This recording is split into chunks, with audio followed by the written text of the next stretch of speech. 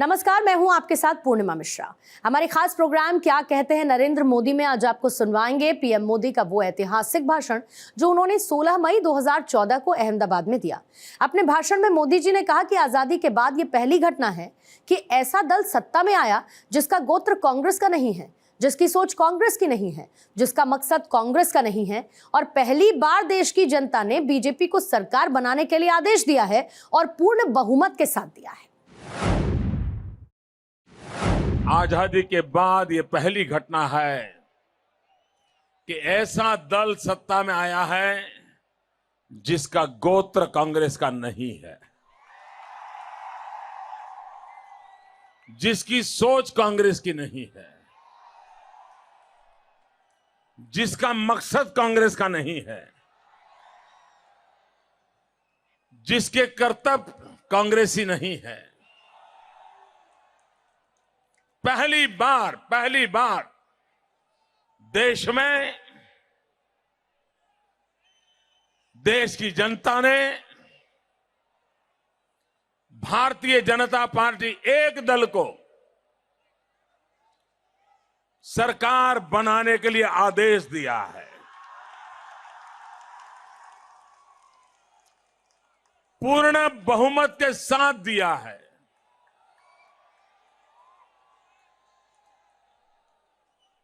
आजादी के बाद कभी जनता पार्टी की सरकार बनी तो भी वो कई दलों का एक प्लेटफॉर्म था।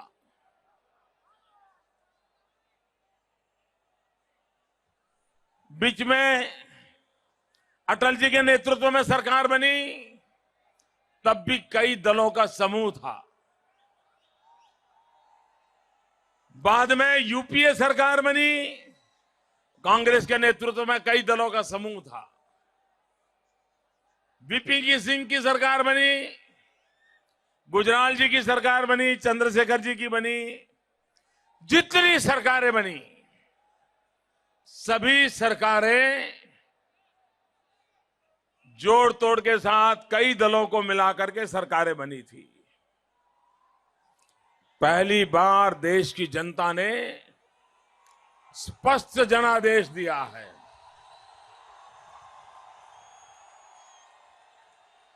और जब स्पष्ट जनादेश मिलता है तो भाइयों बहनों जिम्मेवारी भी बहुत बढ़ जाती है। और मैं देशवासियों को विश्वास दिलाता हूं, आपने हम पर जो भरोसा रखा है उस भरोसे को कभी कोई चोट नहीं पहुंचने देंगे।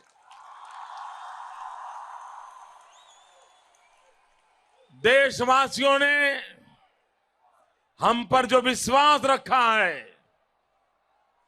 भारतीय जनता पार्टी के लाखों कार्यकर्ताओं के शब्द पर विश्वास रख के जो ऐतिहासिक निर्णय किया है, उस विश्वास को कतई चोट नहीं पहुंचेगी, यह मैं पूरे देश को विश्वास दिलाना चाहता हूं। भाइयों बहनों, सार्वजनिक जीवन में, लोकतंत्र में, चुनाव की गहमागहमी में, प्रतिस्पर्धा की तीव्रता में अपनी बात बताने के लिए पूरी ताकत झोंक दी जाती है। कभी कभार अच्छे बुरे शब्दों का इस्तेमाल भी हो जाता है, कभी उसका स्वागत होता है, कभी उसकी आलोचना भी होती है। लेकिन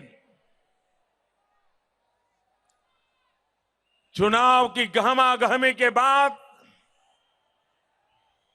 लोकतंत्र का तकाजा ये होता है कि जनता जनार्दन के आदेश को शिरोमान्य करके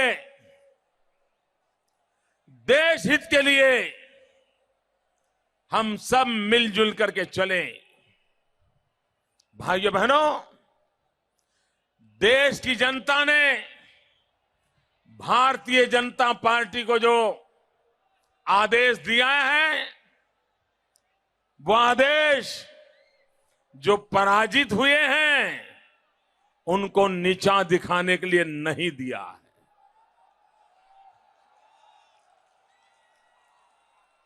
लोकतंत्र में जिनका एक भी एमपी चुन करके नहीं आया होगा, ऐसे भी बहुत दल हैं जो इस बार संसद में नहीं पहुंच पाए हैं। मैं उन दलों को भी कहता हूं कि हमारे लिए आपका भी उतना ही महत्व है जो पार्लियामेंट के अंदर अच्छी ताकत से लोग आए होंगे उनके बराबर है।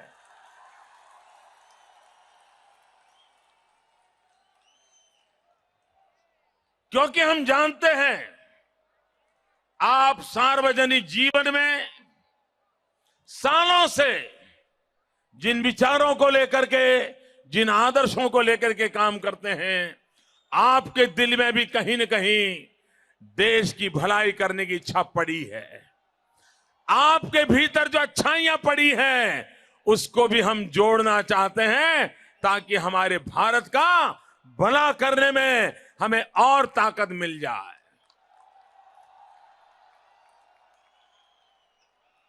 भाइयों बहनों, तोड़ने की राजनीति का युग समाप्त हो चुका है। आज से जोड़ने की राजनीति का युग प्रारंभ होता है।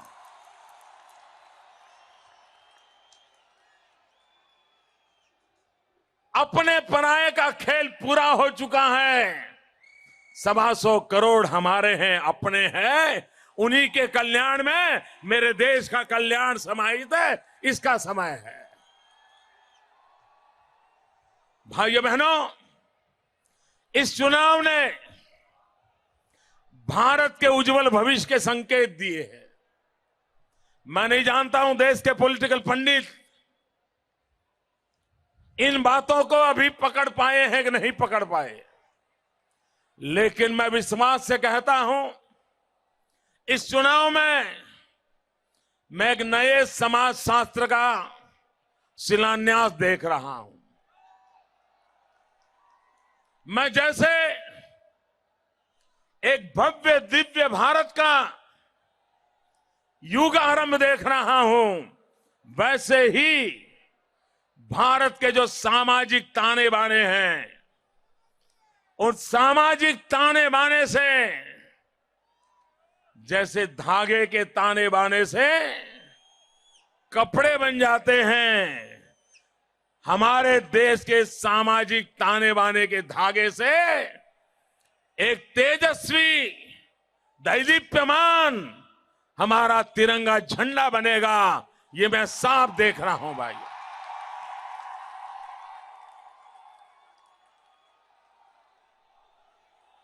पॉलिटिकल पंडित, समाजशास्त्री अभी तो 5% इधर और 2% इधर में लगे होंगे, लेकिन मैंने अपनी आंखों से देखा है। चुनाव नतीजों ने सिद्ध कर दिया है कि आजादी के बाद, आपातकाल के बाद एक चुनाव आया था, जिस चुनाव में उत्तरी भारत ने सामाजिक परिवेश से ऊपर उठ करके भारत के लोकतंत्र की रक्षा के लिए वोट करने का निर्णय किया था। आपातकाल के बाद ये पहला चुनाव मैं देख रहा हूं जिसका नेतृत्व देश के नौजवानों ने किया। जातिवाद से ऊपर उठ गए, जातिवाद के भेद से ऊपर उठ चुके और सिर्फ एक ही बात लेकर के नौजवान का मकसद ये था कि अगर ऐसा ही देश चला तो देश के युवकों के भाग्य का क्या होगा। और वही एक बहुत बड़ी प्रेरणा बन गया। और उसके कारण जातिवाद की कितनी ही तीव्रता वाले इलाके क्यों ना हो, उस जातिवादी परंपराओं को तोड़ करके, जातिवादी मानसिकता को छोड़ करके हिंदुस्तान में इस बार एक नया आयाम खड़ा हुआ है, जो आने वाले दिनों में उज्जवल भारत के लिए एक शुभ संकेत लेकर के आया है। इस चुनाव की दूसरी विशेषता है भाइयों, जिस पर लोगों का ध्यान अभी कम जा रहा है। जो लोग लगातार पिछले 12-15 साल से मोदी की चमड़ी उधेड़ने में लगे थे, मोदी के बाल की खाल उतारने में लगे थे, इसके लिए उतनी रिसर्च की थी उन्होंने, इतनी मेहनत की थी, सब कुछ होने के बावजूद भी वेस्टेड इंटरेस्ट ग्रुप के लोग इसको माने या न माने, लेकिन इस बात को स्वीकार करना होगा कि इस चुनाव में देश के अधिकतम मतदाताओं ने डेवलपमेंट के मुद्दे पर वोट दिया है। हमारे देश में यह माना जाता था कि विकास के मुद्दे पर चुनाव नहीं लड़ा जा सकता। हमारे देश में माना जाता था कि चुनाव जीतने के लिए टुकड़े फेंकने पड़ते हैं, चुनाव जीतने के लिए वोट बैंक की राजनीति करनी पड़ती है।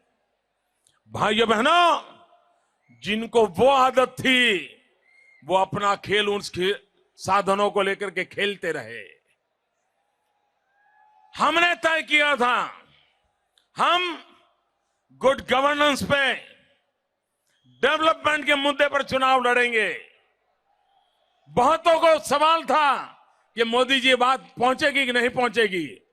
भाइयों बहनों, पिछले 8 महीने के अविरत पुरुषार्थ के बाद मैं कह सकता हूं, हिंदुस्तान का बहुत बड़ा तबका अब तैयार हुआ है, जो कहता है हमारी सारी मुसीबतों का उपाय विकास है,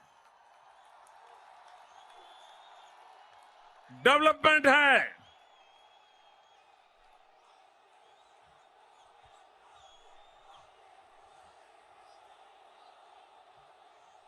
भाइयों बहनों,